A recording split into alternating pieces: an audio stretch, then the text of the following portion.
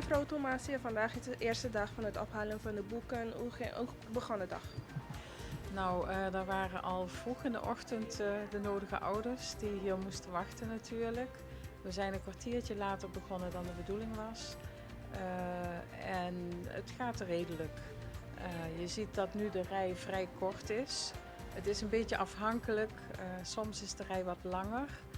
En met name bij hier gaan ze eerst de bruikleenovereenkomst laten zien.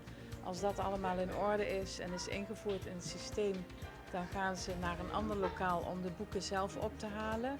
En daar duurt het wat langer, omdat alle boeken gecontroleerd moeten worden en het moet op de lijst worden aangetekend. En daardoor is er daar een beetje een wachtrij. Van ongeveer hoeveel studenten praten wij die moeten de boeken ophalen? Wij praten over 1150 leerlingen, dus 1150 leerlingen die de boeken op moeten halen. Doordat het er zoveel zijn, verdelen we dat over 5 dagen van de week. Vorig jaar hadden we het over 3 dagen van de week verdeeld, maar dat bleek toch moeilijk te doen, omdat het eigenlijk te veel leerlingen zijn. En dan is de wachtrij echt te groot. We schakelen ook best veel leerlingen in om te helpen met het uitdelen van de boeken. Zo'n 20 leerlingen gemiddeld. En een aantal medewerkers van de school zijn ermee bezig. Dus ja, het vraagt wel het nodige aan organisatie natuurlijk van de school. Dus deze 5 dagen helpen best wel gemakkelijker dan? Ik hoop het. We kijken vandaag hoe het gaat. En je kunt beter aan de ouders en de leerlingen vragen hoe ze vinden dat het gaat. Maar ik ben tot nu toe redelijk tevreden. Ja. De rest van de week hanteren we eigenlijk een soortgelijk schema als vandaag. Dus vandaag zijn alle brugklassen aan de beurt.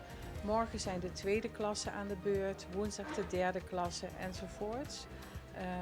Met VWO doen we het een beetje anders. Maar het schema heeft ook in de kranten gestaan. Op de website van de school staat het en op de Facebookpagina van de school.